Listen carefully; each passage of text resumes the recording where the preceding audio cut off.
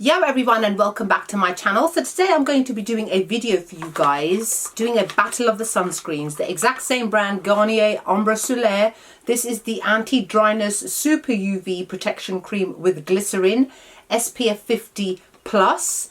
And this is the Anti-Age Super UV Protection Cream with Hyaluronic Acid, also SPF 50. Well, this is SPF 50 plus, and this is SPF 50.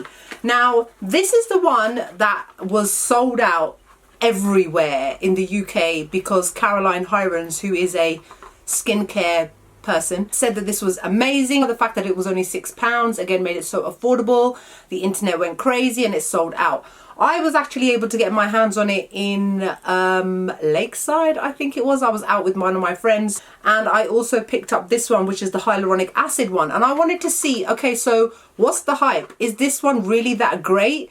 And let me compare it to its counterpart, which has just got different kind of properties. Now, this one here cost £6, like I said, and this one cost £10. I'm not sure the reasoning why one costs more than the other. I think it's just sometimes it's on offer, but let's call it probably around £10 sometimes. Both of mine came from Boots, which is one of the largest drugstores in the UK, and it sells loads of skincare and loads of makeup. Now, the reason I'm not wearing any makeup yet is because I'm going to do a half and half demonstration for you guys so that I can show you guys how it looks on clean, bare skin. The most I've had today is I've done my skincare routine. The last thing I applied was my moisturizer, and that was like 3 hours ago. Now, just a little bit of background about my skin. I've got normal to combination skin. I used to have acne prone skin as a teenager. I actually used to have really bad acne when I was a teenager in the 90s, and I used to squeeze my spots. I used to attack them. I used to stick needles in them.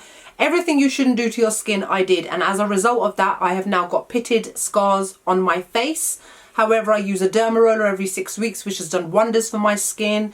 And I've got an excellent skincare routine. Sorry, I'm just very aware that my dress is not straight and the lines, am I the only one who's like got this thing about lines? It has to be straight and perfect.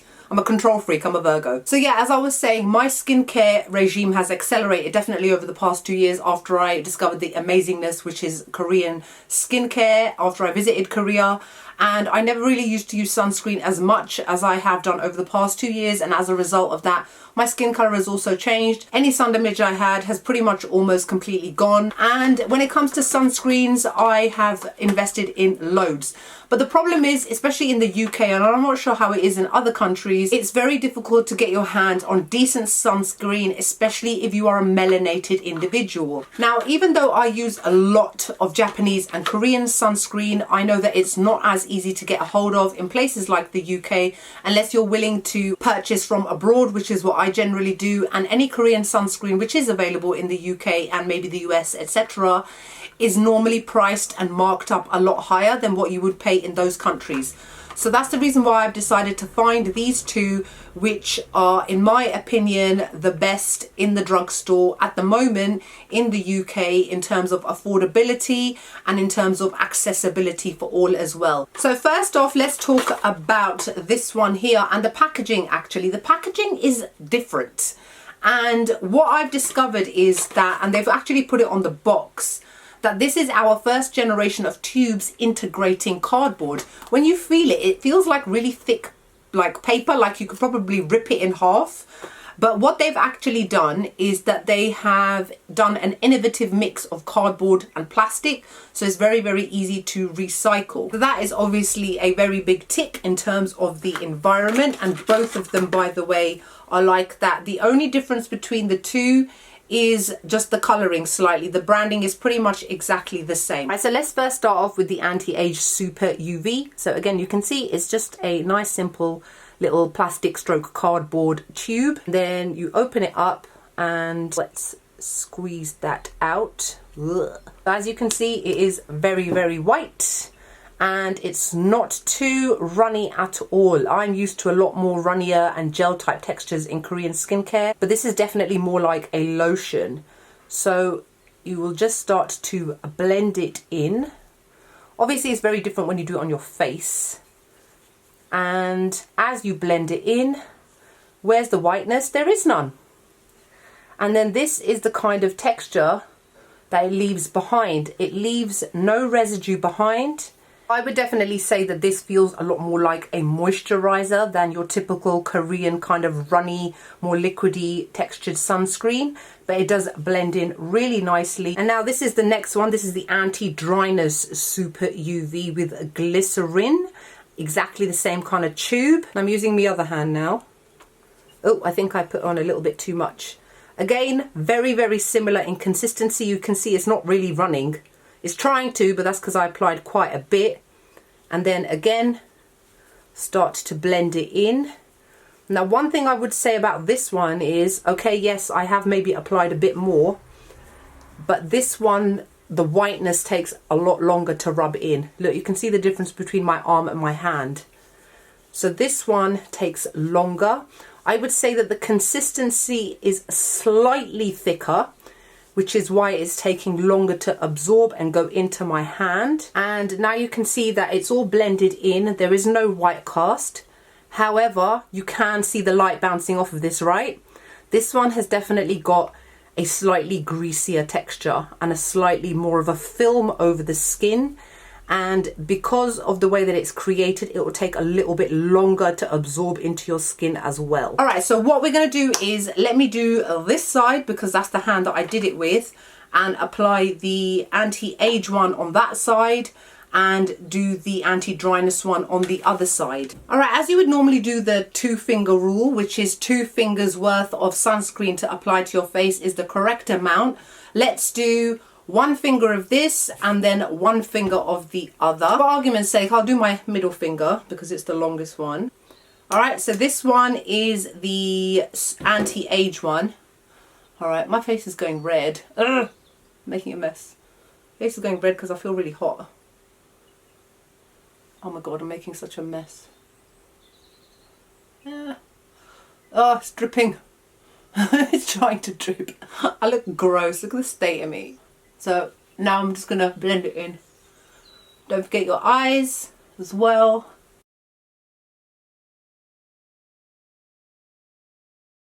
Alright, I know I look shiny, but bear in mind, the 2-finger rule is a lot of sunscreen. And a lot of people, when they apply sunscreen, they apply it like they do moisturizer. Because they think that they don't need it because their face is technically covered. But when it comes to sunscreen, the whole purpose of it is for protection. There we go. So that is one side of my face. Blended in, you can see there's absolutely no white cast whatsoever. And yeah, I do look a bit shiny. It will take a couple of minutes to settle onto my skin. All right, now let's go in with the anti-dryness one and do exactly the same thing. So there's full finger. Let's be a bit more neat this time, shall we? Let me just blob it like I should have really done the other time instead I wiped it. Stupid. Normally I've got my hair tied back when I do my sunscreen, but obviously I'm not in my bathroom at the moment. Alright, so here we go. This is the anti-dryness one. I should have really drawn like a line with my hand. I'm going to have to ignore the bits that may have overlapped, like along the central part of my face. Alright, so there we are. I look like a glazed donut, don't I? I can see the light just shining off my cheekbones. Alright, we're all blended in here now. We're all done. Okay, so this is how your face will look. This doesn't matter which one you use. This is how your face will look, or should look, immediately after applying your sunscreen. As you can very clearly see, there's absolutely no white cast. So either of these are great for people with deeper skin tones. And in all honesty, even if you've got Caucasian skin type or very, very fair skin, nobody wants to look grey and nobody wants to look overly shiny either. But this is a reality. This is how both of these perform. Now, I'm used to very different types of sunscreen. I'm used to more gel types, which have got literally not a greasy finish whatsoever. Now, both of these say that they are non-greasy. Now, what do you think? I'm showing it to you on my face, live and in effect, unedited. Do I look greasy? Yeah, I do, in both counts. However, you do have to give them a little bit of time to sink in. Already I can see that this side is starting to slightly mattify as it starts to sink into my skin. And this side, obviously bear in mind I had like a 1 or 2 minute head start on the other side. This one still looks fairly shiny and kind of greasy looking. Right, I'm going to come back. I'm going to leave it for like 10 minutes and then I'm going to come back and then I'm going to show you guys what my skin looks like after 10 minutes, yeah? Okay, I'm back. It's actually been about 15 minutes and I'm not sure if you can tell, but this side looks a lot more matte than this side. Also, when I touch it, it's got a slight bit of tackiness, but the amount that would kind of be there if you used a moisturizer, whereas this side is definitely a lot more tacky and kind of sticky at the same time. I'm not too surprised because this is the anti-dryness one, so there are going to be ingredients in here which are for extra hydration, extra moisture, and for those people that have got very, very dry skin. This one is not. Now, what I'm going to do is now I'm going to go and do my makeup, put on the rest of my makeup. The makeup that I wear will be the same, obviously, all over. Okay, I am back. My makeup is now complete. I've already managed to get makeup on my new collar because of the fact that I'm wearing these two fairly emollient sunscreens. And what it's done is that when applying my foundation, I'm wearing the Fenty Skin Tint at the moment, it actually kind of mixed in with the foundation. And bear in mind, it had been over 25 minutes since I'd put the sunscreen on. We ain't got time all day to be sitting around waiting for it to absorb into the skin to kind of make it sit nicely on the skin. We have to put on our makeup and be on our way. So for me, these sunscreens, in terms of wearing makeup over it, not so good. I've had to powder my skin quite a lot more than normal as well because of the fact that it still retained that kind of shiny, dewy kind of glow. And on this side, the foundation actually left streak marks because this is the more emollient side, and that is the glycerin one, the pink one, whereas it didn't happen on this side, the hyaluronic acid one. Now, I'm just going to quickly review each one for you guys. So let's start off with this one here first. This is the protection cream with hyaluronic acid. Now, the good thing about this is that it is alcohol free, it is fragrance free, there's absolutely no white cast as you've seen. It's supposed to work for all skin tones. It contains hyaluronic acid, which obviously, as you guys know or may not know, is an ingredient that holds moisture up to 1000%, which is then retained by the skin, keeping it really hydrated. Another ingredient in here is niacinamide. Now, the really weird thing is that this is marketed as anti-age protection cream with hyaluronic acid, yet if you look on the ingredients list, niacinamide is higher up than hyaluronic acid, which is weird. It's like, why are you marketing it as one but then there isn't that much of that product in here, instead something else, which, don't get me wrong, niacinamide is a great ingredient. It's just the way that it's kind of shown, that it shows more of one thing than another. Now, for those of you that are unaware of how amazing niacinamide is basically an ingredient which is incorporated into skincare to support a stronger skin barrier, to strengthen your skin barrier, for improving the texture of your skin and giving the appearance of smaller pores. Obviously, you cannot reduce the size of pores, that's not how pores work, but you can make them look visibly reduced, and that is what niacinamide does. It also helps with blemishes as well as balancing sebum production. I definitely have to say, the reason that even though I've got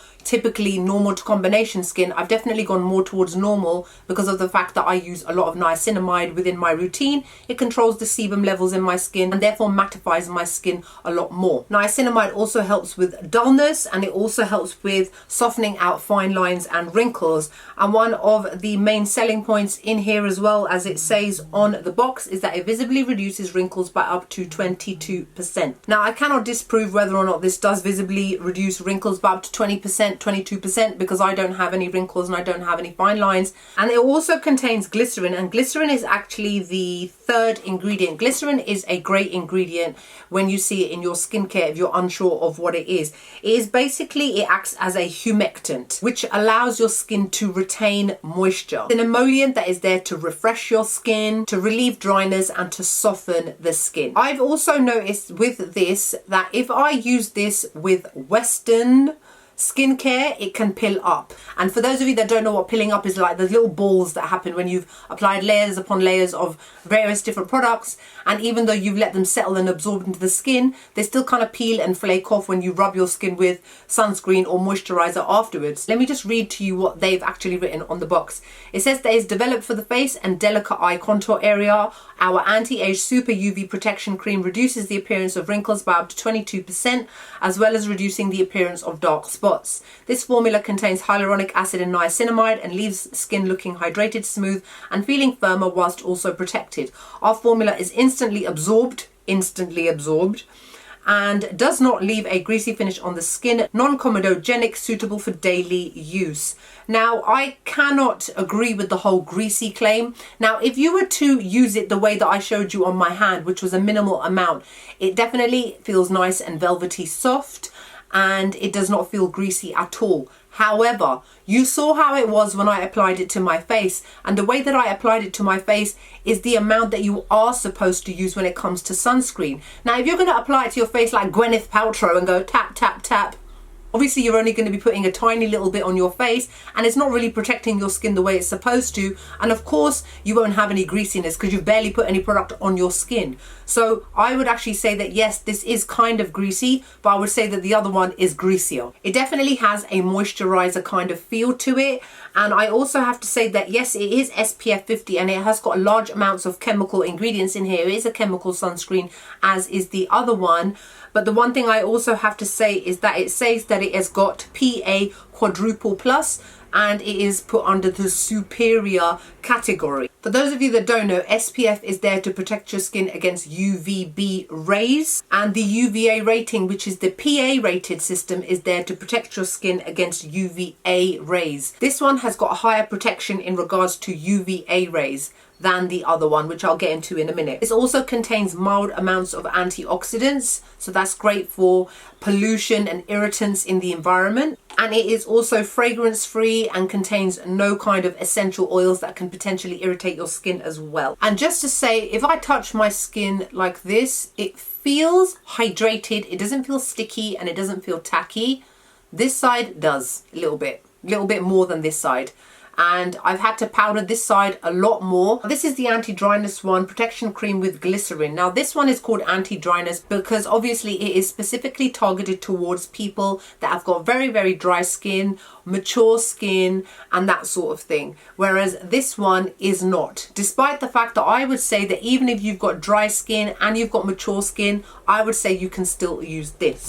This one has no white cast either and is also for all skin tones. Now this is an SPF 50 plus, and in case you're wondering why one is SPF 50 and one is SPF 50 plus, it's just that from looking at the ingredients, I would personally say that this contains more chemical sunscreen within it, various different types of ingredients, and it has more than this one does. So in terms of its protection from UVB rays, this one has got a higher amount. However, SPF 50 is still very, very high regardless. It's just that this is marginally higher. However, its PA rating is only 3. This one has UVA of 3 stars and it's written on the back good. So this says good and this says superior. So it's kind of like a very strange argument you'll be having in your head, like which one has got the highest protection factor. So that's completely up to you to decide which one you want to go with. Now again, similar as the other one, which has hyaluronic acid further down the list, this one doesn't have glycerin near the top either. It's about 7 or 8 ingredients below. I would have thought that it was a lot higher. There's actually a higher percentage of glycerin in the hyaluronic acid one than the one that is actually called with glycerin.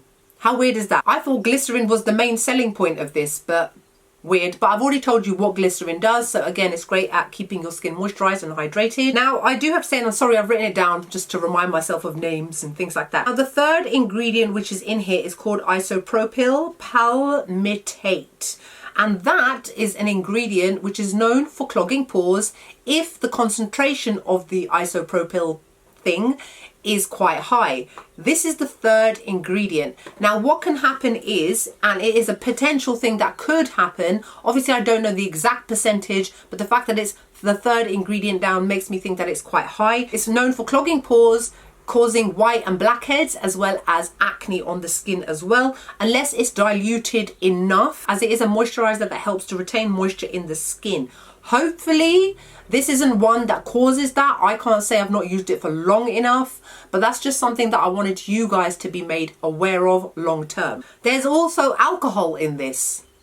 Now alcohol is not always a bad thing, but I do have to say that as soon as I open it, the first thing I can smell in here is a slight detection of alcohol. And I don't have that with the other one because there's no alcohol in that one. Now the smell does vanish quite quickly. However, you guys just need to be made aware that the alcohol content is actually higher up in this than the glycerin. Again, this is supposed to be a protection cream with glycerin as its main ingredient, but yet there's more alcohol in this. Now it can be refreshing for some on the skin. It can also help towards drying out any kind of spots you may have, depending on the amount of alcohol that is in here. Or for some people, it can actually strip the skin, damage the skin, and actually create an overproduction of oil in the skin, which can then lead to more spots. It also contains rice bran extract, which is great, as well as aloe leaf juice powder, which are two very good ingredients for calming the skin, for anti-inflammatory, while at the same time providing hydration to the skin. And the rice itself is actually rich in amino acids, as well as vitamin C and ferulic acid. This one I would definitely say takes longer to absorb than the other one, and it definitely has a slightly thicker, more richer, greasier kind of feel, and also feels greasier on the skin. So that's my comments about both of them, and I'm sure you've realized by now that I actually prefer the hyaluronic acid one to the glycerin one. This actually makes my makeup move around the day, and unfortunately so does this one. Now this one is a lot less. Now at the moment I've only had my makeup on for less than an hour, so it looks fresh, it looks great, it looks smooth, it looks plump, but I can still feel tackiness. Why is it that after I have powdered down my skin, I can still feel stickiness? It's not like very obvious, but to me, touching my skin should feel soft, like velvet, like silk, because of the amount of powders and contour powder and blush and highlighter, etc. that I've got on my face. It should not feel even slightly tacky, and both sides do, but definitely this side with the glycerin one more than this one. Now this one is the one that sold out because Caroline Hiron said how amazing it was, and I'm just going to quickly read what she did say about it. She says she's been testing this out and it's amazing. She didn't use those exact words. I do one layer all over my face and neck, and then I go in again over my areas of hyperpigmentation, just because so far I'm loving it. I've had no issues wearing makeup over it, and it's £3, but that was on offer. It's obviously £6 now. Said I've had no issues wearing makeup over it, but I only really wear concealer day to day and a little foundation if doing telly. So basically you don't really wear makeup is what you're saying. So there are a couple of things that you need to consider first. You need to consider firstly what your skin type is like. I don't know what Caroline Hiron's skin type is like, but I'm going to guess and assume that she's obviously on the more mature side. So maybe her skin is a lot drier, and maybe that's why she thinks it's so great. Now I am obviously a lot younger, and my skin performs very differently. I don't have dry skin. I don't have anywhere near dry skin, but I do suffer from eczema flare-ups now and then, but that's completely different, and something like this would not help with eczema anyway. You also need to take into consideration your environment. At the moment in the UK, as I'm filming this towards the end of May, we've had awful weather throughout May. It's been raining, it's been cold, so I've not been able to actually see how this works in more humid and more warmer climates. And when she put up that post, it was also about a month or so ago when the weather was still quite cold as well. How will this work under my makeup in the summer? It's going to slide off my face. It's going to look awful. Towards the end of the day, I've already noticed that I'm getting patchiness, my makeup is moving, and I'm looking a lot more shinier than I normally would. So this one is definitely a lot better, in my opinion, than this one. Bear in mind that this one is actually called Anti-Age. This one is just called Anti-Dryness. So this one actually does a lot of the things that this one does as well, but even better. So what's the point of even buying this one? It's not necessary. You can buy this one. Now I have gone out of my way, spent my own money and bought both of them, tested them both out, worn them with full face of makeup, and I am letting you know that they ain't all that, okay? Now if I did have to choose between the two, I would definitely go for this one, but if you use the amount of sunscreen you're supposed to use, you are going to look greasy, you are going to look shiny. I'm using Fenty Beauty's Skin Tint. That's not even a full coverage foundation. This is a very breathable kind of foundation, so you can imagine if I'm wearing something more full coverage, I'm going to look shiny a lot faster, and my makeup is going to start to slip and move around and separate, and I'm going to look god awful. That's it for my review of the Garnier Ambre Solaire Anti-Dryness and the Anti-Age. I hope you guys enjoyed this video. If you found it useful, helpful, let me know below. If you've got any comments or questions about this, again, let me know below. I am going to do a video of my favorite sunscreens. Unfortunately, they are all pretty much Korean or Japanese sunscreens. They're the best. What do you want me to do? I'm not going to sell you something rubbish. I want you guys to have the best. I want you guys to use the best, which is still affordable as well. That's it for my review. Hope you guys found it useful and helpful, and I'll see you all in the next video. Bye.